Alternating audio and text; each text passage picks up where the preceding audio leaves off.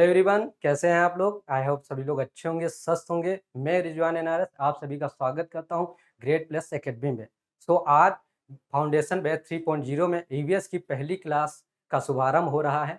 आज इस क्लास में हम समझेंगे ईवीएस के संक्षिप्त परिचय के बारे में और समझेंगे इसके पूरे कंप्लीट सिलेबस के बारे में, जो हर एग्जाम में जिस जिस एग्जाम में ईवीएस पूछा जाता है उससे रिलेटेड टॉपिक चैप्टर को बहुत ही अच्छे तरीके से समझेंगे। लेकिन क्लास को स्टार्ट करने से पहले हम समझेंगे फाउंडेशन बैच 3.0 क्या है।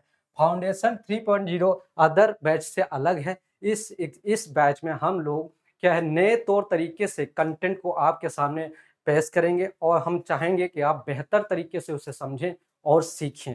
चलिए, इस फाउंडेशन बैच 3.0 किस किस के लिए? ये exam CTET, UP TET, super TET, KVS, DSSB all other one day examination के लिए है। इसका मतलब हुआ ये टीचिंग से रिलेटेड, जैसे ईवीएस, जैसे सीटेट में कभी कभी क्वेश्चन पूछ लेता है।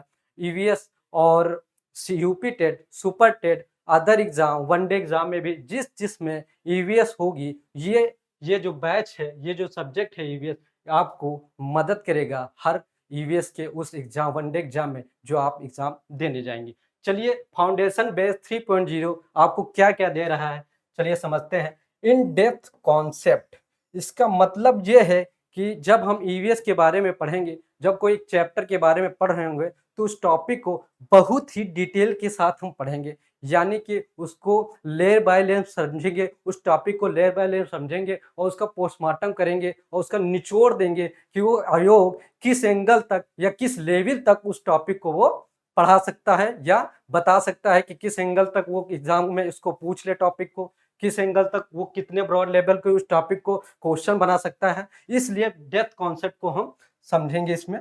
बेसिक टू एडवांस लेवल, इसका मतलब ये हुआ कि हम मान के चलते हैं, फाउंडेशन बेस 3.0 क्या कहता है कि बेसिक से हम मान के चलते हैं बच्चे को कुछ नहीं आता है, या फिर जैसे कोई फ्रेशर है जिसका पहली बार सीटेट या यूपी टेट एग्जाम होने जा रहा है, तो क्या होगा, जीरो से स्टार्ट करेगा। या फिर कोई ऐसा स्टूडेंट जो बहुत पहले तैयारी करता हो, बीच में छोड़ दिया होगा, तो वो क्या करेगा, फिर से तैयारी करेगा। जो उसका कंटेंट था जो माइंड में, वो क्या हो गया, फॉर्मेट हो गया है, तो क्या करेगा, जीरो से स्टार्ट करेगा। तो हम क्या मान के चलते हैं कि बच्चे को कुछ नहीं आता है और हम क्या करेंगे, बेसिक से स्टार्ट करेंगे और एडवांस लेवल तक उसको लेके जानेंगे। यानी कि हम जीरो से स्टार्ट करेंगे और उसके स्टेप बाय स्टेप से उसको क्या कर लेंगे, एडवांस लेवल तक लेके जाएंगे। इसका मतलब ये हुआ कि जिस लेवल तक आयोग, यानी कि वन डे एग्जाम में जब क्वेश्चन पूछे जाएंगे, उस लेवल तक हमको लेके जाना है। कहाँ से? जीरो से उसको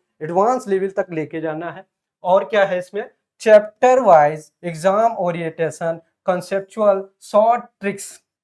इसका मतलब ये है, यानी कि जब चैप्टर में कोई ऐसा टॉपिक आ जाता है जो बहुत ही डिफिकल्ट होता है, जो बच्चों को समझ में नहीं आता, तो उसमें हम लोग क्या करते हैं, ट्रिक के माध्यम से आपको समझाएंगे। शॉर्ट ट्रिक के माध्यम से, जैसे आजकल बच्चे बहुत ज्यादा शॉर्ट्स देखते हैं, तो इसलिए क्या करते हैं, हम जो ट्रिक बनाएंगे वो हमारे यूट्यूब चैनल में शॉर्ट के फॉर्म में, यानी कि शॉर्ट रील जो आती हैं उसके माध्यम से आपको आपके सामने मौजूद रहेंगे। तो आप टहलते घूमते खेलते खेलते उसको आप क्या कर सकते हैं, पढ़ सकते हैं और सीख सकते हैं। नेक्स्ट क्या है, chapter wise guess MCQ based on previous year question. इसका मतलब जब हमने कंटेंट पढ़ लिया, टॉपिक हमारे क्लियर हो गए, अब हमारा क्या हो जाना चाहिए, मूल्यांकन हो जाना चाहिए कि हमने कितना पढ़ा। तो इसके लिए क्या होता है, एमसीक्यू। क्योंकि अब क्या होता है, एग्जाम रिटर्न फॉर्म में तो होता नहीं है। क्या होता है, रिटर्न फॉर्म में तो होता नहीं है, क्या होता है, अब एमसीक्यू के फॉर्म में होता है।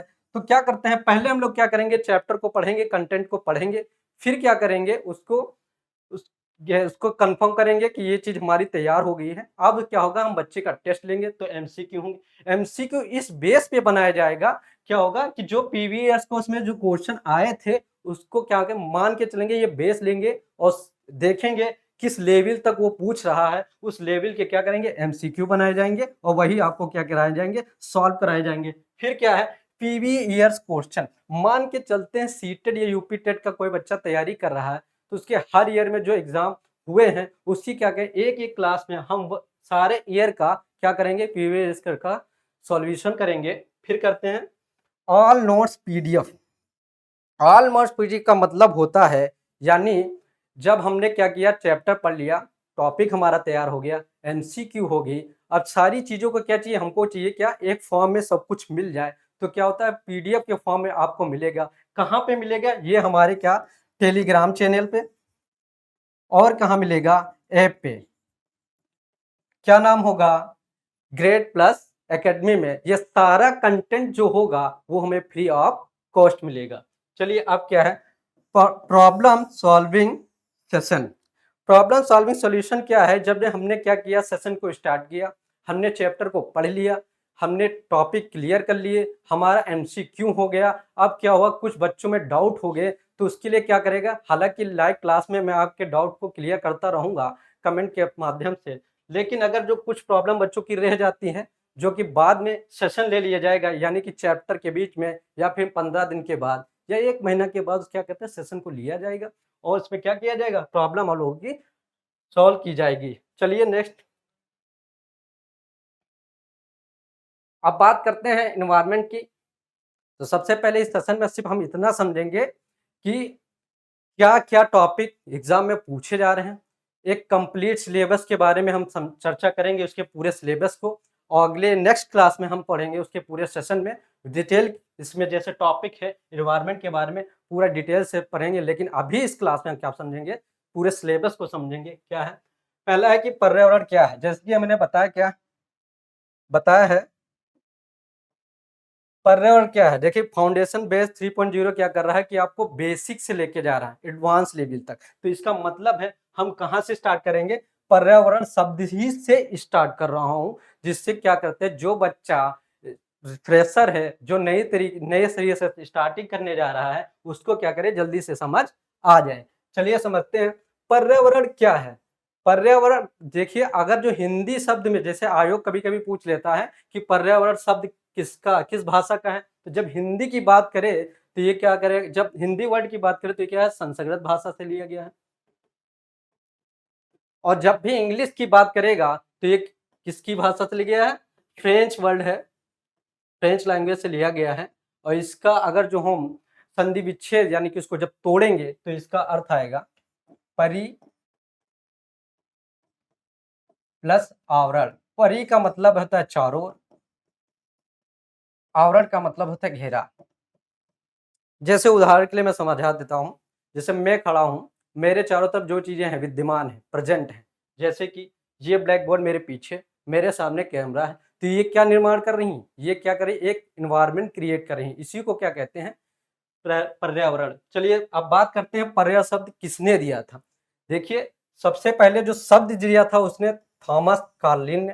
थॉमस कार्लिन जो किसने दिया था? 1828 में। ये टाइम बहुत ज़रूरी है। 1828 में थॉमस एल्कलाइन ने क्या दिया था? पर्यावरण शब्द दिया था। लेकिन इसका प्रयोग कहीं नहीं हुआ। यानी कि अनऑफिशियली कहा था, मगर इसका प्रयोग कभी हुआ नहीं। बाद में 1866 की बात है, एक वहाँ से आते हैं अर्नेस्ट हैकेल। ये क्या करते हैं, अपनी पुस्तक में पहली बार, यानी कि अपनी बुक में पहली बार एनवायरनमेंट शब्द का प्रयोग करते हैं। चलिए क्या है, आगे पढ़ेंगे हम पर्यावरण के घटक। तो सबसे पहले इसे रफली समझ लेते हैं सिलेबस में क्या-क्या है, उसके बाद हम क्लास में बढ़िया अच्छी तरीके से डिटेल में समझेंगे क्या-क्या है। कंपोनेंट पढ़ेंगे, एनवायरनमेंट के कंपोनेंट जैसे नेचुरल हो गए, नेचुरल में क्या आ जाए, बायोटिक, अबायोटिक। बायोटिक वो होते हैं जिनमें क्या होता है, जीवन होता है, या फिर कह सकते हैं जिनमें क्या होता है, लाइफ होती है। अबायोटिक क्या होती है, जिनमें लाइफ नहीं होती है। दूसरा क्या हो जाता है, मानव निर्मित या मैन मेड। चलिए ये तो मुझे लगता है सभी लोगों को आता होगा लगभग। चलिए नेक्स्ट करते हैं। आगे है जो एनवायरनमेंट में सबसे ज़्यादा, यानी कि सीटेट या यूपी टेट या फिर सुपर टेट में जो टॉपिक सबसे ज़्यादा पूछे गए हैं, वो मैंने क्या यहाँ पे स्लाइड पे लिखा है, क्या लिखा है, इकोसिस्टम या फिर पारिस्थितिक तंत्र। इकोसिस्टम, ये सबसे ज़्यादा क्वेश्चन पूछा जाता है सीटेट में। इकोसिस्टम क्या है? इकोसिस्टम क्या होता है? इकोसिस्टम होता है बायोटिक प्लस अबायोटिक के बीच जब इंटरेक्शन होगा, क्या होगा? इंटरेक्शन होगा दोनों के बीच तो एक क्या फॉर्म करेंगे, इकोसिस्टम। और इसको बताया किसने था, इसको बताया था एजी टेंसले महोदय के द्वारा। ये बताया गया कि इकोसिस्टम भी कुछ चीज होता है, जो क्या होता है, बायोटिक और अबायोटिक के बीच क्या हो रहा है, इंटरेक्शन हो रहा है। और हिंदी में समझेंगे जैविक और अजैविक के बीच जो अंतरक्रिया होती है, इसी को क्या कहते हैं, पारिस्थितिक तंत्र कहते हैं। चलिए, अब जो सबसे ज्यादा टॉपिक पूछा जाता है इन्वायरमेंट के बारे में, वो है इकोलॉजी। क्या है इकोलॉजी? इकोलॉजी क्या है, जैसे बायोटिक हो गया और अबायोटिक हो गया, वो कहीं नहीं कहीं कोई एरिया में रहते होंगे, कोई क्लाइमेट में रहते होंगे। जैसे मैं हूँ, इस रूम में हूँ, तो ये एक इन्वायरमेंट है, यहाँ का टेम्परेचर क्या, एसी चल रहा है, तो क्या होगा, कूल होगा। ठीक है, तो क्या होगा, जब इसी बायोटिक अबायोटिक और प्लस इसमें क्या पढ़ेंगे, इसकी कंडीशन कैसी है इन्वायरमेंट की, प्लस और वहाँ का एरिया कैसा है, जब इस सारी चीजों को स्टडी करेंगे तो क्या कहलाता है, इकोलॉजी। इकोलॉजी क्या करता है, इकोसिस्टम को मेनली, मोटी मोटी बात सी ये है कि इकोसिस्टम की जो स्टडी की जाएगी उसको क्या कहते हैं, इकोलॉजी कहते हैं। अब सबसे ज्यादा जो क्वेश्चन पूछा जाता है हर एग्जाम में, जो कि ईवीएस से रिलेटेड कोई भी एग्जाम हो, बायोडायवर्सिटी। बायोडायवर्सिटी का अगर हिंदी देखेंगे तो होता है जैव विविधता। जैव विविधता का मतलब होता है, जैव विविधता का मतलब जैसे बायोटिक है, जैव मतलब लाइफ में, यानी कि सजीव की बात कर रहा है जिसमें लाइफ होती है। इसमें कई लोग आ जाते हैं, जैसे अपना एनिमल, ह्यूमन, प्लांट। तो हम अपने चारों तरफ क्या देखते हैं, बहुत सी विभिन्नता होती है, बहुत डिफरेंस होता है। प्लांट भी कई तरीके से होते हैं और एनिमल भी कई तरीके से होते हैं। इसमें क्या आ गया जाएगा, एम्फेबियंस आ जाएंगे, रेप्टाइल्स आ जाएंगे, ऐसे कई हैं, कीट मकोड़े भी हो गए, पेड़ पौधे में कई डिफरेंस होते हैं। तो क्या होता है, ये जो भिन्नता है इसी को क्या कहते हैं, जैव विविधता कहते हैं। चलिए आगे क्या है, अब बात करते हैं ऑर्गेनाइजेशन की। अभी पर्यावरण के जो सबसे ज्यादा पूछे जाते हैं, जो मैंने लिखा है यहाँ पे, ऑर्गेनाइजेशन जो सबसे ज्यादा एनवायरमेंट के बारे में पूछे जाते हैं, सबसे पहले आता है आईयूसीएन। सबसे पहले ये सीटेट में सबसे ज्यादा क्वेश्चन पूछा जाता है, ये मोस्ट इंपॉर्टेंट। आईयूसीएन क्या है, IUCN international union for conservation of nature.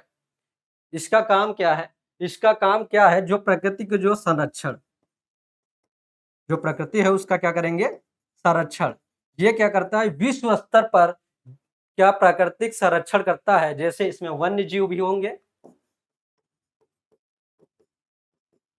और क्या होंगे, वनस्पति होगी। यही क्या करता है, सारी चीजें ये देख रेख करता है, सर्वे कराता है। और जब देखता है, हर साल सर्वे कराता है और देखता है कोई भी ऐसी प्रजाति जो लुप्त होने वाली होती है, तो उसमें किसमें डाल देता है, रेड बुक डाटा में। तो आयुष्मान क्या रिलीज करता है, रेड बुक डाटा। नेक्स्ट हम समझेंगे WWF। WWF क्या है, WWF ये है world wide fund for nature.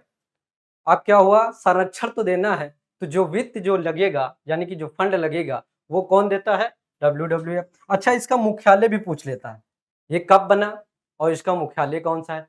तो सबसे ज्यादा अगर आयुष्मान का पूछा जाएगा तो ये कहाँ है, स्थापना हुई थी इसकी 1948 में, 5 अक्टूबर को। और इसकी और मुख्यालय हो जाएगा ग्लैंड, ये स्विट्जरलैंड में है। और अब बात करेंगे UNEP, संयुक्त राष्ट्र पर्यावरण कार्यक्रम, यूनाइटेड नेशन एनवायरनमेंट प्रोग्राम। अच्छा, ये तो हो गया संरक्षण देता है। ये हो गया आपको क्या कहता है, वित्त, जो कि जो संरक्षण देने के लिए जो पैसा चाहिए, जो वित्त चाहिए, वो कौन देता है, हमारा WWF।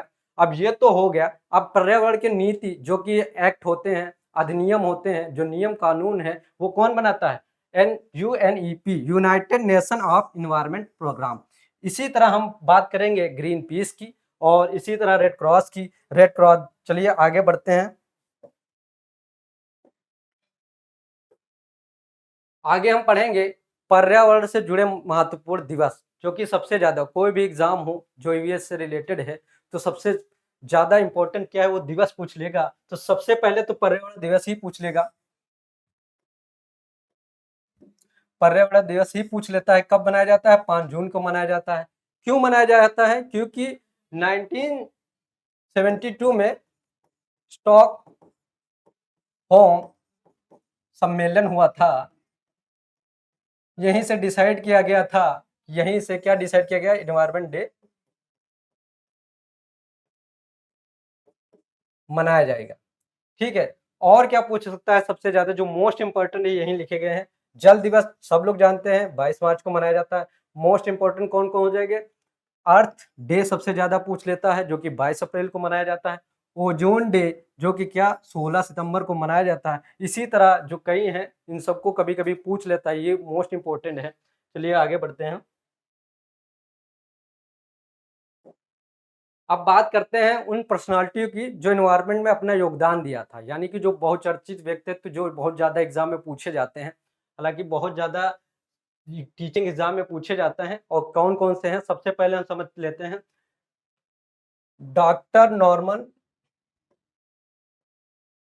बोरलॉग, ये क्या है? ये सबसे बड़ी पर्सनैलिटी कह सकते हैं एनवायरनमेंट के। क्यों होते हैं? क्योंकि उन्हें क्या कहते हैं? हरित क्रांति के जनक कहा जाते हैं। हरित क्रांति के जनक कौन कहे जाते हैं? Norman Borlaug. और उसी तरह श्वेत क्रांति के वर्गीज कुरियन हो जाते हैं, जिसे दुग्ध क्रांति भी कहते हैं। अब बात जब भारत की करेंगे, क्या जब बात भारत की करेंगे तो यहाँ के हरित क्रांति के जनक कौन हो जाएंगे? Doctor M S. स्वामीनाथन। और कभी कभी आंदोलन से रिलेटेड भी क्वेश्चन पूछ लेता है कि इसकी अध्यक्षता कौन की थी। तो जैसे सुंदरलाल बहुगुणा कौन है? चिपको आंदोलन से रिलेटेड है। क्या? चिपको आंदोलन जो उत्तराखंड में हुआ था, जिसपे क्या हुआ था? पेड़ को बचाने के लिए क्या किया था? आप चिपक गए थे पेड़ से। चलिए अब बात करते हैं मेधा पाटिल का। ये क्या थी? नर्मदा बचाओ, नर्मदा नदी बचाओ के लिए सबसे ज्यादा क्या पोल्यूशन और पेड़ काटने के विरोध में किया गया। फिर जो सबसे ज्यादा सलीम अली, ये क्या थे? पक्षी वैज्ञानिक थे। अच्छा, आप लोगों ने रोबोट 2.0 भी तो देखी होगी, उसमें जो पक्षी राजन का किरदार निभाया है अक्षय कुमार ने, लेकिन उससे पहले उन्होंने क्या दिखाया है? सलीम अली की कहानी दिखाई है। वो क्या थे?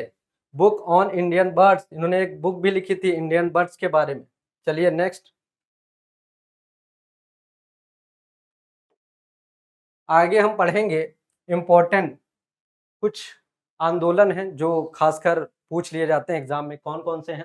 चिपको आंदोलन जो अभी बताया है, चिपको आंदोलन सबसे मोस्ट इंपॉर्टेंट है। चिपको आंदोलन 1972 में हुआ था, उत्तराखंड में हुआ था। और कहाँ हुआ था? उत्तराखंड के चमोली जिला में। यहाँ पे क्या हुआ था? वृक्ष को काटने से रोकने के लिए क्या किए थे? पेड़ से चिपक गए थे। चलिए नेक्स्ट पढ़ते हैं। मैत्री आंदोलन, ये क्या हुआ था? 1995, ये भी उत्तराखंड में हुआ था। किसने किया था? जितना कल्याण सिंह रावत। अच्छा, इसकी खास बात ये थी कि जब इसमें ये कहा गया, मैत्री आंदोलन इसलिए कहा गया कि जब भी किसी की शादी होगी तो वहां पे क्या करेगा? एक पेड़ लगाएगा। अच्छा, इसको कहा किसने था? कल्याण सिंह रावत ने। चलिए नेक्स्ट, अपिको आंदोलन, ये क्या हुआ था? ये कर्नाटक में हुआ था। अच्छा, इसकी खास बात ये है, ये सिलकान गांव से हुआ था। ये क्या होता है? पेड़ को बचाने के लिए इसमें क्या जो विरोध जताने के लिए क्या किया गया था कि 5 मील पैदल यात्रा की गई थी। चलिए अब बात करते हैं टेहरी बांध विरोध परियोजना, सॉरी आंदोलन। अच्छा, बात परियोजना की है, जो टेहरी बांध इसलिए बनाया गया था कि विद्युत जो आपूर्ति के लिए टेहरी बांध पर क्या गया? बांध बनाया गया था। लेकिन इसका विरोध हुआ क्योंकि इसमें कई सारे पेड़ भी कटने थे, कई ज्यादा। तो इसके विरोध में उत्तराखंड में 1972 में उत्तराखंड में क्या हुआ था? विरोध हुआ था। ये कहाँ बनाया गया? सबसे ज्यादा पूछ लेता नदी के बारे में, भागीरथी और भिलांगना के बीच में बनाया गया था। और ये हुआ कब था? 1972 में। तो ये तो बात होगी अब आंदोलन की। चलिए नेक्स्ट चलते हैं। अब बात करते हैं इन पर्यावरण से कुछ संबंधित अधिनियम जो लागू हुए, जो अभी भी चल रहे हैं। और हमने अभी क्या पढ़ा था? इसको लागू कौन करता है? अच्छा, ये कौन लागू करता है?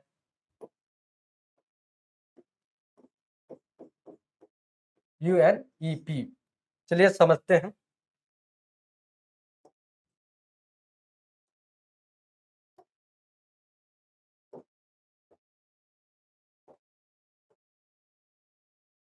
कुछ अधिनियम है जिनके बारे में हम पढ़ेंगे। क्या है?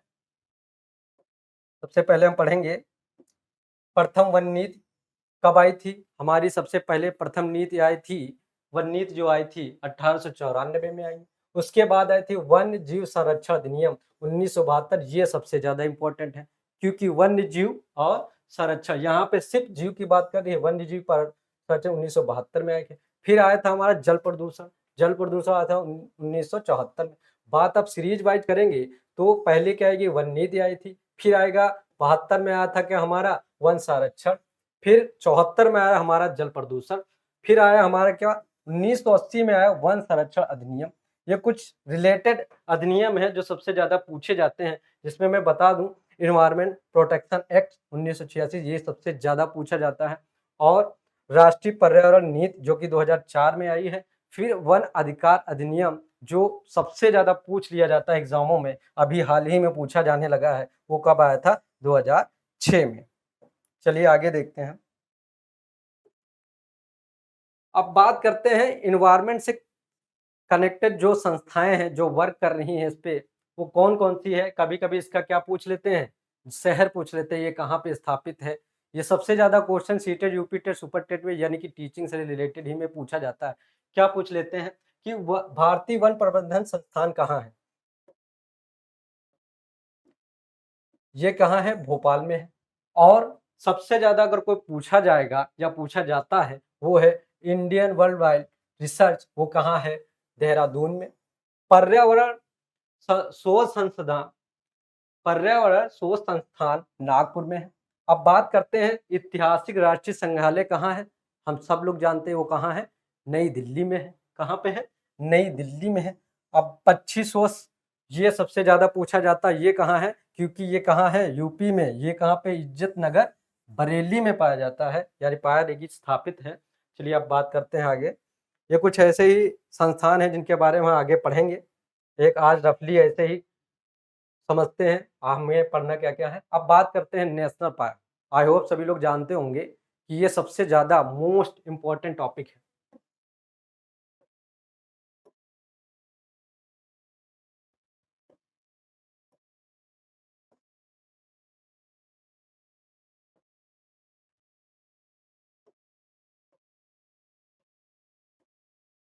सबसे ज्यादा पूछा जाने वाला नेशनल पार्क, सबसे ज्यादा जो टॉपिक पूछा जाता है हर एग्जाम में, कोई भी एग्जाम हो, अगर यूवीएस उसमें पूछी जा रही है जीके जीएस, तो इसमें ये नेशनल पार्क तो पूछना जाना ही है। तो सबसे पहले हम अपने उत्तर प्रदेश की बात कर लेते हैं। कहाँ, कौन सा है, दुधवा नेशनल पार्क। कहाँ पे है, लखीमपुर में है। फिर कौन सा सबसे ज्यादा पूछ लिया जाता है, जिम कार्बेट, वो कहाँ पे, उत्तराखंड में। कहाँ पे, नैनीताल में है। उसके बाद काजीरंगा नेशनल पार्क, ये कहाँ पे है, असम में है। अब रणथंभौर, ये कहाँ है, राजस्थान में है।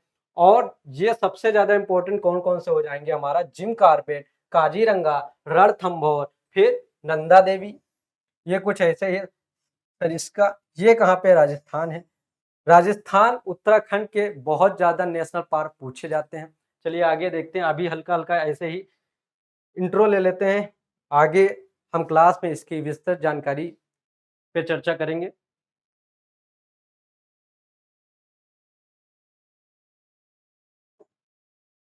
नेक्स्ट हमारा टॉपिक है घास के मैदान। घास के मैदान अक्सर पूछ लिए जाते हैं और ज्यादातर सीटेट के एग्जाम में पूछा जाता है, और इसमें सबसे पहले पूछा जाता है प्रेरी। प्रेरी कहाँ है, प्रेरी उत्तर अमेरिका में है। सवाना, सवाना जो है पूर्व अफ्रीका में है। कंपास जो कि ब्राजील में है। और यहाँ पे पंपास होना चाहिए, सॉरी गलती से टाइप हो गया है, ये क्या है, पंपास, ये कहाँ है, अर्जेंटीना में है। वेल्ड पूछ लिया जाता है, और ये कहाँ है, दक्षिण अफ्रीका में है। डाउन्स पूछ लिया जाता है। ये कुछ ऐसे घास के मैदान हैं जो अक्सर एग्जाम में क्या कर ले, पूछ लिए जाते हैं। चलिए आगे देखते हैं। अब बात करते हैं करंट में होने वाला एग्जाम, उस ईवीएस के सिलेबस पर चर्चा कर लेते हैं। कौन सा एग्जाम होने वाला है, हमारा सीटेट एग्जाम होने वाला है। अच्छा, सीटेट ने क्या किया है, अपने सिलेबस, ईवीएस सिलेबस को 6 थीम में बांट रखा है, यानी कि 6 थीम में बांट रखा है। इसी इसी 6 थीम में ब्रॉड लेवल पर सिलेबस है, इसके अंदर क्या क्या है, इसके पर हम चर्चा करेंगे अभी। क्या है, पहले तो हम 6 थीम के बाद 6 थीम की बात करेंगे। पहला है पर्यावरण और दोस्त, सॉरी, पहले बात करेंगे पर्यावरण और दोस्त, दूसरा है खाना, तीसरा है आश्रय, चौथा है पानी और पाँचवा है यात्रा और छठा है चीज़ें हम बनाते हैं जो हम करते हैं। तो इसमें होता क्या है, ये 6 थीम है और इसमें कभी-कभी क्वेश्चन ये पूछ लेता है, इसमें से 3 दे देता है और 1 मिस कर देता है। तो इसमें बोलता है इसमें कौन-सा नहीं है, या फिर ऐसा कर देता है 3 गलत देते हैं, 1 सही दे देता है, उसमें पूछ लेता है कौन-सा थीम है। चलिए इसके बारे में समझते हैं क्या है। तो सबसे पहले बात करेंगे परिवार और दोस्त की। इसमें क्या पढ़ेंगे? पहले तो हम समझेंगे फैमिली है क्या? यानी कि परिवार है क्या? फिर उसके प्रकार के बारे में पढ़ेंगे, यानी कि what is the type of family पढ़ेंगे, जैसे न्यूक्लियर फैमिली यानी कि जो एकल परिवार होते हैं, एकल यानी कि सिंगल फैमिली के बारे में पढ़ेंगे जिसमें माता-पिता होते हैं और क्या होते हैं? अविवाहित बच्चे होते हैं उनके। फिर हम बात करेंगे जॉइंट फैमिली के बारे में। जॉइंट फैमिली यानी कि संयुक्त परिवार के बारे में। संयुक्त परिवार की बात जब करेंगे तो ये सबसे ज़्यादा कहाँ पे है? इंडिया में। और सिंगल फैमिली का प्रचलन कहाँ पे है हमारा? विदेश में। संयुक्त परिवार में क्या होता है? माता-पिता होते हैं और उनके जो बच्चे होते हैं वो क्या होते हैं? विवाहित होते हैं। सो इसमें दादा-दादी, चाचा-चाची पूरा परिवार रहता है। इसी को क्या कहते हैं? संयुक्त परिवार कहते हैं। अब बात करते हैं परिवार की, क्या होता है? जिस फैमिली में मुखिया कौन हो? माता हो, वो क्या होता है? मातृ परिवार होता है। हालाँकि इंडिया में सबसे ज़्यादा है। घर में देखते होंगे, मम्मी लोग क्या कहते हैं, कार्यभार सँभाल लेती हैं, वही क्या होती है? मुखिया होती हैं। तो माता क्या है? यहाँ पे जो माता मुखिया होगी, वो मातृ परिवार से होगी। और नेक्स्ट हम बात करते हैं पतिव्रता परिवार, जो कि क्या होता है? जिसमें क्या होता है? पिता मुखिया होता है। चलिए नेक्स्ट चलते हैं। ऐसे ही बात करेंगे परिवार की विशेषताएँ। परिवार की क्या विशेषताएँ हो सकती हैं? देखिए, वंशानुगत विशेषताएँ। वंशानुगत मतलब जैसे हमारे वंशज के जो लक्षण होते हैं, यानी कि जीन ट्रांसफ़र होता है, वो क्या होता है? दादा से पिता में, पिता से बच्चे में। यहाँ पे क्या हो रहा है? क्रोमोसोम के द्वारा जीन का ट्रांसफ़र हो रहा है। इसी वजह से क्या होता है? दादा के लक्षण पापा में और पापा के लक्षण बच्चे में क्या होते हैं? ट्रांसफ़र हो जाते हैं। फिर हम बात करेंगे इस पे आर्थिक कार्य। आर्थिक कार्य क्या है? परिवार क्या करता है? बच्चों को शुरुआत में क्या करता है? आर्थिक सहायता प्रदान करता है। कैसे करता है? वहाँ के जो बड़े सदस्य होते हैं या जॉब करते हैं या फिर व्यवसाय करते हैं, कोई कोई बिज़नेस करते हैं, इसके माध्यम से क्या होता है? इकोनॉमिकल कंडीशन क्या होती है? परिवार की सही रहती है। फिर हम बात करेंगे विवाह की परंपरा की। विवाह की परंपरा क्या है? इसमें क्या है? अपने परिवार के आगे वंशज बढ़ाने के लिए क्या करते हैं? विवाह की परंपरा चलती रहती है। फिर बात करते हैं सामाजिक सुरक्षा। परिवार क्या करता है? समाज से सुरक्षा करता है। किसकी? परिवार की सदस्य की। चलिए आगे बढ़ते हैं।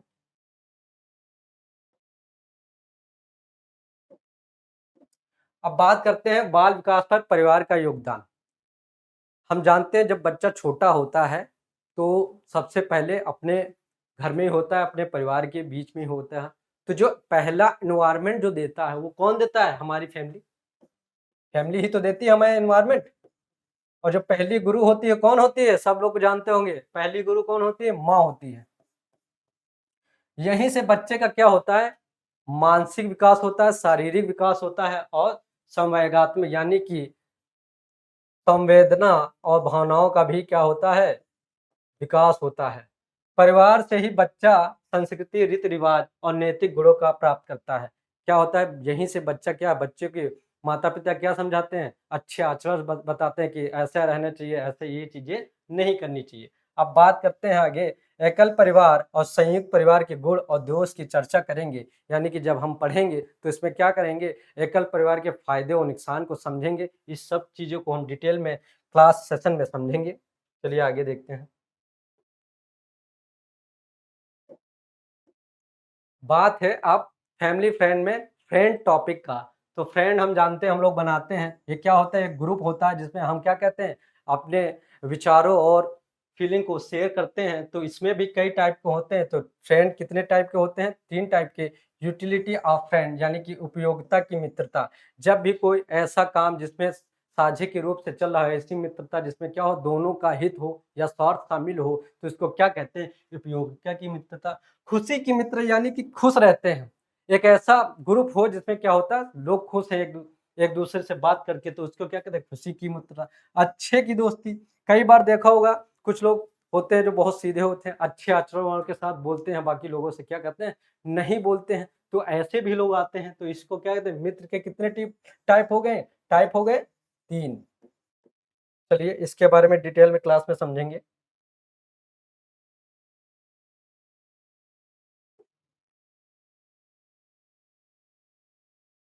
अब आता है रिश्ते। बात करते हैं जब बच्चा छोटा होता है, तो उसके अगर माता-पिता के साथ कौन-कौन होता है? चाचा होता है, चाची होती है, दादा होता है, दादी होती है, तो ये सब क्या है? रिश्ते हैं उसके और उससे इफ़ेक्ट क्या करता है उसके व्यक्तित्व पर यानी कि उसके पर्सनैलिटी पर। गुण की जब बात करेंगे तो क्या होगा? एकता की भावना पैदा होगी। क्या होती है? बच्चा जब घर पे रहता है, तो सब लोग साथ रहते हैं, तो क्या होता है? प्रेम और एकता की भावना उसमें जागरूक होती है, करुणा होती है, दया होती है। क्या होता है? रोने लगता है, जब किसी को कोई बीमार होता है तो बच्चा क्या करने लगता है? रोने लगता है। अब कुछ बुराइयाँ भी होती हैं, दोष भी होते हैं। कुछ क्या होते हैं रिश्तेदार क्या करते हैं? बुराइयाँ करते हैं, चुगली करते हैं, तो बच्चे पे क्या हो जाती है? बैठ जाती हैं, उसके मानसिक रूप में बैठ जाती हैं। क्यों क्या कर ले इसके अंदर क्या डेवलप हो जाता है? ईर्ष्या, भय और अवगुणों का जन्म हो जाता है। यानी कि जब कोई आपके यहाँ मेहमान आता है, अगर वो अच्छा है, तो क्या अच्छे आचरण होगा। अगर आपके यहाँ कोई बुरा मेहमान आता है, आपको कोई बुरा बुरा चीज़ समझाता है या फिर घृणा या फिर चुगली करता है, तो उससे क्या हो जाता है? डर लगने लगता है और क्या कहते हैं? ईर्ष्या होने लगती है। अब बात करते हैं खेल की। हम जानते हैं बच्चा छोटा होता है, वो क्या करता है? घर में रहता है, स्कूल जाता है, स्कूल के बाद क्यों क्या करता है? खेलता है। तो उसको उसी के रूप में समझाना होता है कि बच्चे में पहले इसका क्या होता है, हम प्रभाव समझेंगे बच्चे पे क्या होता है। बच्चे में शारीरिक विकास होता है।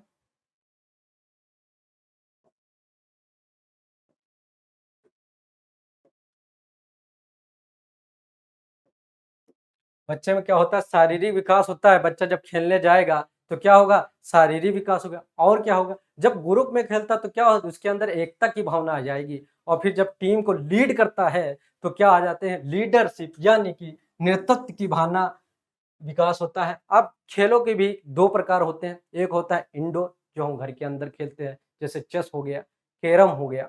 जब हम बात करेंगे आउटडोर की, यानी कि घर के बाहर हम खेल लें। ज़्यादातर बच्चे क्या करते हैं आउटडोर ही लेके चले जाते हैं, मम्मी फिर डाँटती हुई बाहर लेके आती कि चलो-चलो शाम हो गई।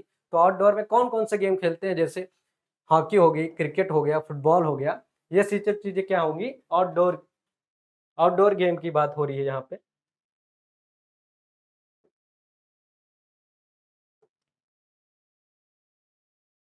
अब बात करते हैं खेल संबंधित खेल पुरस्कार। जैसे कि हम जानते हैं जब भी हम कोई खेल खेलते हैं, तो जब जीत जाते हैं तो कुछ न कुछ इनाम या ट्रॉफ़ी दिए जाता है। इसी स्तर पर जिला स्तर पर, राज्य स्तर पर और क्या कहते हैं राष्ट्रीय स्तर पर भी क्या कहते हैं पुरस्कार दिया जाता है अंतर्राष्ट्रीय। तो ऐसे ही कुछ पुरस्कार हैं, जैसे ध्यानचंद खेल पुरस्कार जो कि सर्वश्रेष्ठ है, जो सबसे बढ़िया खेलता है उसको दिया जाता है। फिर है अर्जुन पुरस्कार, द्रोणाचार्य पुरस्कार, राष्ट्रीय खेल पुरस्कार, राष्ट्रीय प्रोत्साहन खेल पुरस्कार। ये सब चीज़ों को डिटेल्स में पढ़ेंगे क्लास में जब हम लोग पढ़ेंगे खेल के बारे में। कुछ स्टेडियम भी पूछ लेता है, कभी फुटबॉल से रिलेटेड, कभी क्रिकेट से रिलेटेड क्या पूछ लेता है कि शिवाजी स्टेडियम ये कहाँ है? ये है दिल्ली में है, किसका है? हॉकी का है। ईडन गार्डन जो सबसे ज़्यादा पूछा जाता है, ये किसका है? क्रिकेट का है और ये कहाँ है? पश्चिम बंगाल के कोलकाता में है। चलिए बात करते हैं युवा भारती ये भी कहाँ है? कोलकाता में है। यो किसका है? फुटबॉल का है। चलिए बात करते हैं अब राष्ट्रीय खेल की। जैसा कि हम जानते हैं हर देश का अपना-अपना खेल होता है। भारत का क्या हो जाएगा? हॉकी हो जाएगा और जब ब्राज़ील की बात करेंगे तो हम लोग जानते हैं फुटबॉल हो जाता है। ब्राज़ील का राष्ट्रीय खेल कौन-सा हो जाएगा? फुटबॉल हो जाएगा। ऑस्ट्रेलिया का हम सब लोग जानते हैं ऑस्ट्रेलिया का राष्ट्रीय खेल कौन-सा है? क्रिकेट है। इसी तरह चीन का जो सबसे ज़्यादा इंडिया में भी खेला जाता है, वो क्या है? टेबल टेनिस यानी कि टीटी से भी कहते हैं। जापान का हम सब लोग जानते हैं जूडो है, जूडो। जापानी लोग कभी कभी आप लोग रील में देखते होंगे जूडो दिखाया जाता हो, क्या है, सब जापानी होते हैं। अब बात करते हैं सबसे ज़्यादा कभी कभी खेल में क्वेश्चन पूछ लेता है, खासकर सीटेड यूपिटर और सुपर टेट में क्या पूछ लेता है, खेलों में खिलाड़ियों की संख्या कितनी है पूछ लेता है। क्रिकेट में 11 हो जाती है, फुटबॉल में 11 हो जाती है। अच्छा, फुटबॉल भी 90 मिनट का गेम होता है और इसमें टाइमिंग भी पूछ लेता है और 45 मिनट का ब्रेक होता है इंटरवल। फिर बात करते हैं, कबड्डी में 7 हो जाते हैं और वॉलीबॉल में 6 हो जाते हैं, जबकि बास्केटबॉल में 5 हो जाते हैं। चलिए आगे देखते हैं। अब बात करते हैं खेलों से संबंधित कुछ पर्सनालिटी हैं, यानी कुछ ऐसे खिलाड़ी हैं जो कि बहुत ही प्रसिद्ध हैं और सबसे ज़्यादा एग्जाम में पूछ ली जाते हैं। तो पहले बात करेंगे कर्णम मल्लेश्वरी। ये कौन थी? वेट लिफ्टर थी। ये सबसे ज़्यादा क्वेश्चन शीटेड में पूछा जाता है। ये वेट लिफ्टर थी और ये कहाँ की थी? ये आंध्र प्रदेश की थी। फिर हम बात करेंगे हेमा दास, सब लोग जानते हो कौन है? धावक हैं, स्प्रिंटर हैं। पीटी ऊषा, ये भी क्या है? सबसे ज़्यादा पूछा जाने वाला सवाल। धावक, ये क्वेश्चन सबसे ज़्यादा पूछा जाता है। एक कर्णम मल्लेश्वरी, एक पीटी ऊषा। फिर मैरी कॉम, सब लोग जानते हो किससे रिलेटेड है? बॉक्सिंग से। विश्वनाथन आनंद, ये किससे हैं? चेस यानी कि शतरंज से। सचिन तेंदुलकर भी किससे हैं? क्रिकेट से, जिसे क्रिकेट का भगवान भी कहा जाता है। और मेजर ध्यानचंद, इन्हें जो कि हॉकी से रिलेटेड है, इन्हीं को क्या कहा जाता है? हॉकी का जादूगर।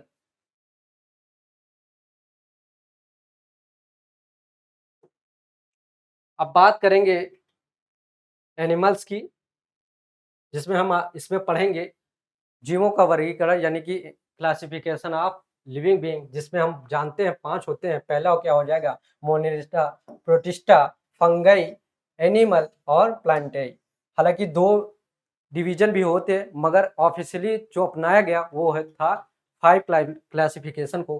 अब बात करते हैं जीवों के प्रकार। हम लोग सब लोग जानते हैं 2 प्रकार के हो सकते हैं। एक होता है जो संतान को जन्म देते हैं, एक जो क्या कहते हैं, अंडे देते हैं। जो संतान को जन्म देते हैं वो क्या होंगे? ममल्स, ह्यूमंस। अंडा देने वाले क्या होंगे? पक्षी और कीट। अब भोजन के आधार पर जब हम जानवरों को डिवाइड करेंगे तो कौन कौन से एनिमल को डिवाइड करेंगे? मांसाहारी, शाकाहारी, सर्वाहारी, इन सब चीज़ों को क्लास में पढ़ेंगे। आज हम सिर्फ सिलेबस को डिस्कस कर रहे हैं। चलिए बात करते हैं कुछ ऐसे एनिमल्स जो सबसे ज़्यादा हाईलाइट है, सबसे ज़्यादा क्वेश्चन में पूछे जाते हैं।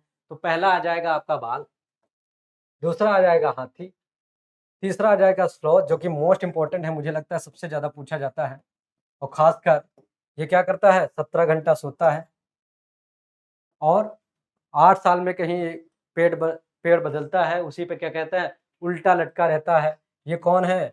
महाशय स्लॉथ, ये सबसे ज़्यादा पूछा जाता है सीटेड में। अच्छा, हाथी के बारे में पूछ लिया जाता है, इसका झुंड का मालिक कौन होता है? दूसरा, कितने किलो कितने कुंटल गन्ना खाता है? बाघ के बारे में पूछ लेता है, कितनी तेज इसकी नज़र होती है और इसकी कितनी स्पीड होती है दौड़ने के लिए। फिर बात करते हैं चींटी की। चींटी की सबसे सबसे अच्छा क्वेश्चन ये बन जाता है, जब चींटी चलती है तो अपने पीछे कौन-सा रासायनिक चीज़ या छोड़ जाती है जिससे अदर चींटी उसका पीछा करती हैं। फिर बात करेंगे मधुमक्खी की, यानी कि बी कीपिंग भी इसमें आ जाता है, मधुमक्खी पालन का भी टॉपिक इसमें आ जाता है। उसके बाद हम पढ़ेंगे सेल यानी कि कोशिका, ये बायोलॉजी से रिलेटेड है जो हम पढ़ेंगे। क्या सेल्स के बारे में पढ़ेंगे, यानी कि कोशिका के बारे में पढ़ेंगे, डीएनए के बारे में पढ़ेंगे, आरएनए पर, ये क्या है, इन सब के बारे में हम चर्चा करेंगे क्लास में। उसके बाद हम पढ़ेंगे वार्म ब्लडेड एनिमल, यानी कि गर्म खून, जैसे कि ममल्स, ये ज़्यादातर कहाँ पे होते हैं? ये कहाँ पे होंगे? जो सॉइल पे रहते हैं, यानी कि जो समतल मिट्टी पे रहते हैं, ज़मीन पर रहते हैं।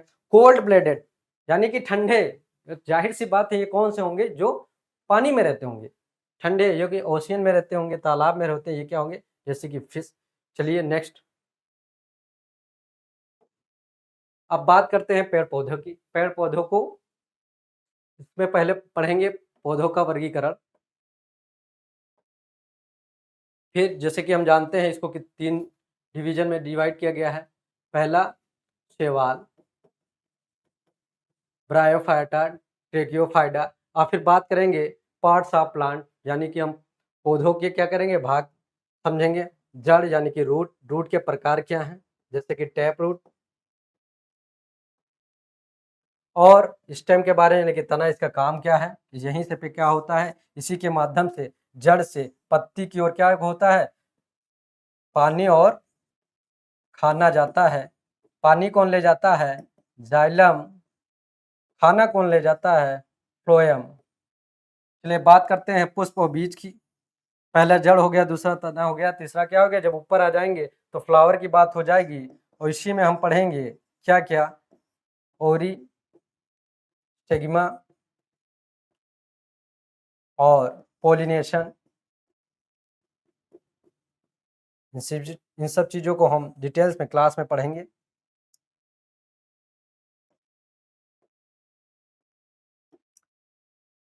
अब बात करते हैं पौधों के प्रकार।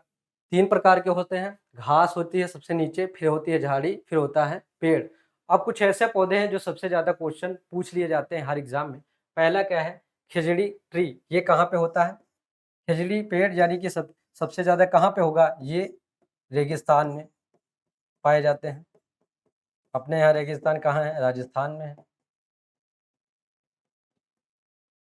फिर बरगद का पेड़ सबसे ज़्यादा पूछ लिया जाता है। सबसे मोस्ट इम्पोर्टेंट डेजर्ट ओक, जो के एग्जाम में पूछ लिया जाता है, और ये पूछ लिया जाता है ये कहाँ पे पाए जाते हैं, तो ये कहाँ पे पाए जाते हैं, ऑस्ट्रेलिया। चलिए आगे बढ़ते हैं।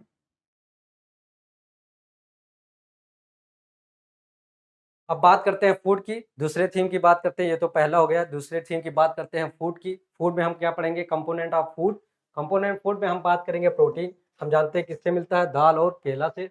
कार्बोहाइड्रेट के बारे में पढ़ेंगे, विटामिन के बारे में पढ़ेंगे, और इसके जो प्रकार होते हैं ए बी, फिर होता है हमारा डी ई के सी, सॉरी। अब बात करेंगे विटामिन के प्रकार में। जल में घुलने वाले कौन कौन से होते हैं, हम लोग जानते हैं कौन सा, BC। फिर जल में जो नहीं घुलते, जो वसा में घुलते हैं, वो कौन कौन से होते हैं, ADE, K। अब इसी में हम बात करेंगे फूड में पाचन तंत्र की, यानी कि डाइजेस्टिव सिस्टम की।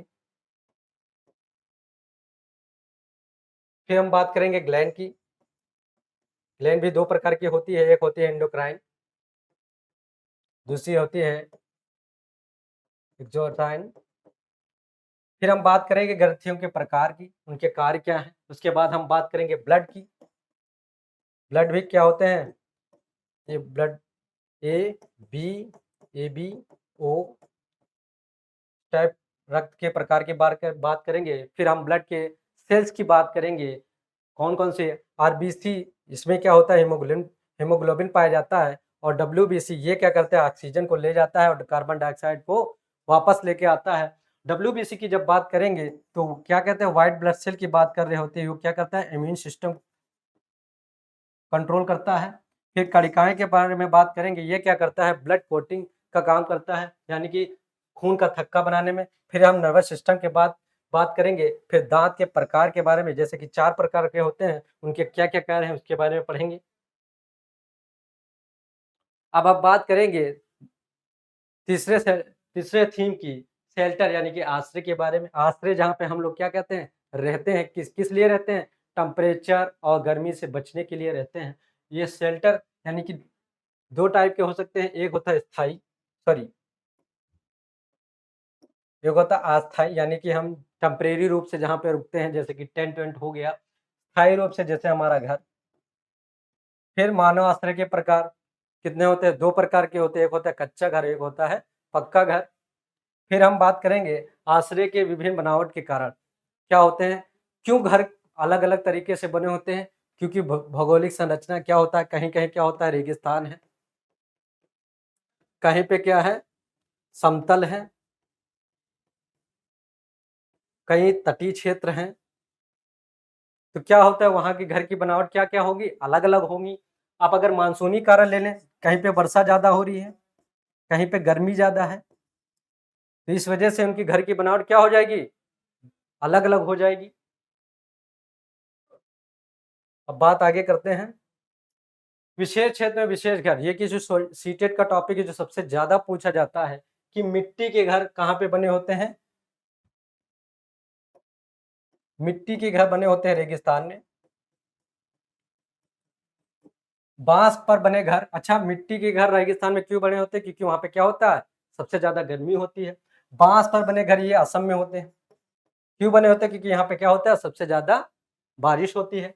पत्थर से बने घर, ये क्या होता है, ज्यादातर बर्फीले इलाकों में होता है, क्योंकि ये पत्थर क्या होते हैं, टेम्परेचर को क्या करते हैं, अंदर समान रखते हैं। नाव पर बने घर, ये सबसे ज्यादा कहाँ पे है, केरल में और कश्मीर में।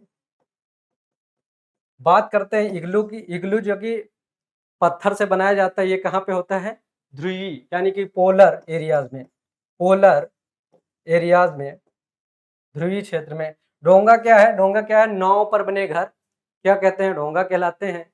इसी पे क्या यही पे सब रहते हैं। ये कहाँ पाए जाते हैं, केरल और कश्मीर में। टेंट हाउस हम सब लोग जानते हैं, जो टेंट लगा के टेम्परेरी रूप से रुकते हैं, उसे क्या कहते हैं, टेंट हाउस करते हैं। अब बात करते हैं वाटर की। एक जो थीम है अगला, वो है जल। जल के बारे में हम जल में क्या क्या पढ़ेंगे। जल का रासायनिक सूत्र हम लोग जानते हैं H2O। फिर जल दिवस कब मनाया जाता है, इसके बारे में बात करेंगे। फिर जल की अवस्थाएं जैसे सॉलिड, लिक्विड और गैस। फिर गैस जल का प्रतिशत जानेंगे कि कहाँ पे कौन सा कितना प्रतिशत पीने वाला है और कितना प्रतिशत माउंटेन में है। फिर नदियों के बारे में बात करेंगे, भारत की नदियों के बारे में, जैसे गंगा, गोदावरी और यमुना। फिर बात करेंगे महासागर, 5 महासागरों के बाद बात करेंगे, जैसे प्रशांत महासागर, हिंद महासागर, अंटार्कटिक महासागर, आर्कटिक महासागर। फिर जल प्रदूषण का कारण पूछेंगे। इसमें जल प्रदूषण का कारण में हम पढ़ेंगे BOD, बायो ऑक्सीजन डिमांड, और फिर जल से संबंधित बीमारियों के बारे में पढ़ेंगे। चलिए आगे देखते हैं।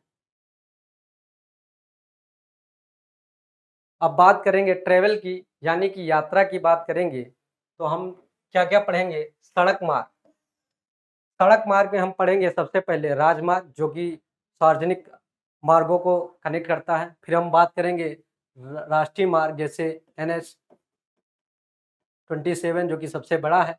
फिर हम रेलवे मार्ग की बात करेंगे, जो एक दूसरे को कनेक्ट करता है, जैसे उत्तर प्रदेश में गोरखपुर का क्या है, गोरखपुर का सबसे बड़ा प्लेटफॉर्म है। फिर हम रेलवे टिकट की संक्षिप्त जानकारी बात करेंगे। क्या है कि सीटर में रेलवे टिकट का भी कभी कभी क्वेश्चन आ जाता है कि उसमें कौन कौन सी चीज़ें क्या होती हैं, डिटेल्स उसमें लिखी होती हैं। अब बात करते हैं वायु परिवहन की। वायुयान के बारे में पढ़ना पड़ेगा, जो ज़्यादातर क्वेश्चन पूछ लिए जाते हैं। फिर हम जलमार्ग की बात करेंगे, कौन से देश में कौन से कनेक्ट करता है जलमार्ग बने हैं, कौन सी जल संधि है। फिर हम भारत की स्थिति समझेंगे। भारत की स्थिति का मतलब है ग्लोबल, यानी कि गोलार्ध में हमारा भारत कहाँ पे है, उसकी माप कितनी, उसकी लंबाई चौड़ाई कितनी है, उसकी सीमाएं कितने कितने देशों से मिलती हैं, सबसे ज़्यादा किस देश से लगती हैं, यानी कि बांग्लादेश से सबसे ज़्यादा क्या कहते हैं, सीमा लगती है। फिर उसके पड़ोसी देश पाकिस्तान, बांग्लादेश, ये सब चीज़ें, अफगानिस्तान के बारे में पढ़ेंगे। फिर नदियाँ व उनके किनारे बसे शहर, यानी कि गंगा के किनारे कौन सा है, यमुना के किनारे कौन सा है, गोमती नगर के किनारे कौन सा है। फिर हम नेशनल पार्क के बारे में पढ़ेंगे। फिर हम क्या पढ़ेंगे, प्रमुख पर्वत, जैसे कि K2, माउंट एवरेस्ट, क्या हो गया सबसे ज़्यादा पूछे जाने वाला, K2, माउंट एवरेस्ट और माउंट ब्लैंक। चलिए आगे देखते हैं। अब हम 6th थीम पे, यानी कि we things we make and do, यानी कि जो चीज़ हम बनाते हैं और जो चीज़ें जानते हैं। तो इसमें सबसे पहले जो हम जानते हैं उस पर चर्चा करेंगे। क्या है, मैटर, सॉरी,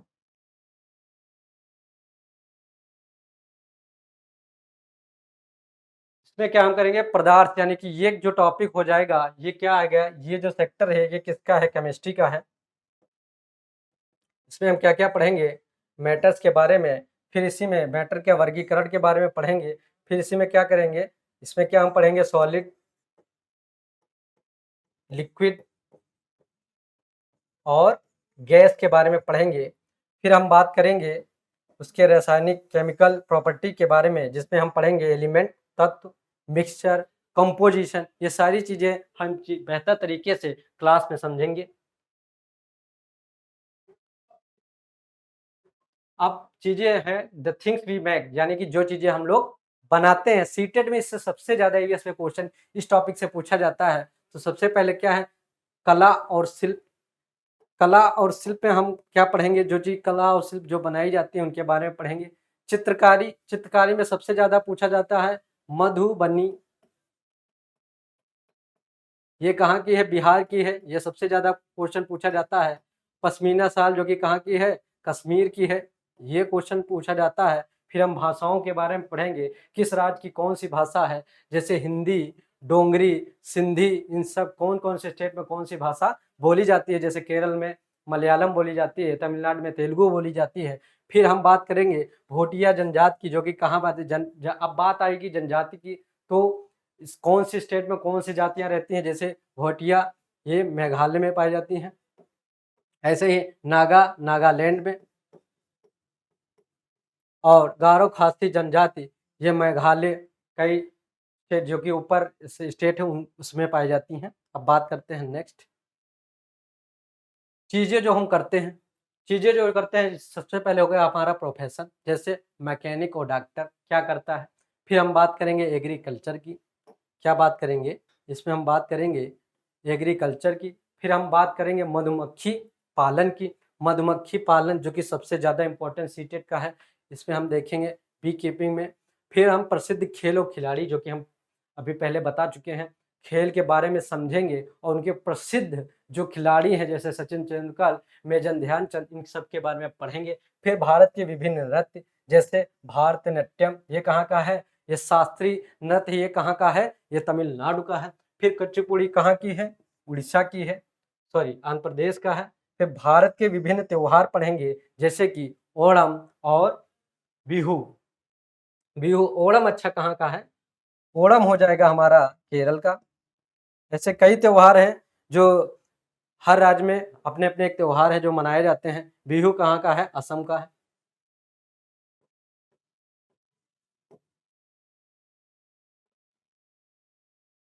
चलिए, आज की सेशन यहीं पे हुआ खत्म होता है। यहाँ हमने समझा ईवीएस कंप्लीट सिलेबस को समझा और सीटेट से कंप्लीट ईवीएस को भी समझा है। अब हम अगले सेशन में एक बेहतर तरीके से बेसिक से हम लेके चलेंगे, जो हमने अभी सिलेबस को समझा था। बेसिक का मतलब है जैसे हमारा एनवायरनमेंट सब्जेक्ट है, तो हम एनवायरनमेंट से ही यानी कि शब्द से शुरू करेंगे और एडवांस लेवल तक उसको लेके जाएँगे। जैसे जिस तरह एग्ज़ाम में पूछ लिया जाता है, उसी तरह हम उस लेवल तक उसको पहुँचा के बच्चे को फिर उसका क्या होगा, मूल्यांकन होगा, एमसीक्यू कराया जाएगा और किसके लिए तैयार करेंगे? एग्ज़ाम के लिए तैयार करेंगे। इसके लिए आपका फाउंडेशन बेस 3.0 आपके साथ है। अच्छा, अब ये चीज़ है फाउंडेशन बेस 3.0 आप सबको क्या कह रहा है, फ्री चीज़ें दे रहा है। तो अब ये कहना बहुत ही गलत बात है कि सर पढ़ नहीं पाए क्योंकि पैसे नहीं थे। ये फ्री ऑफ कॉस्ट सब कुछ कौन दे रहा है? फाउंडेशन बेस 3.0 आपको ये दे रहा है। ठीक है, चलिए आगे बढ़ते हैं। तो आज हमने क्या किया, आज हमने पूरे कंप्लीट ईवीएस के सिलेबस को समझा है। नेक्स्ट सेशन में हम समझेंगे, एक बेहतर तरीके से सेशन को स्टार्ट करेंगे और बेसिक से यानी कि पहले चैप्टर एनवायरनमेंट से स्टार्ट करेंगे। और आज के लिए इतना ही। Thank you.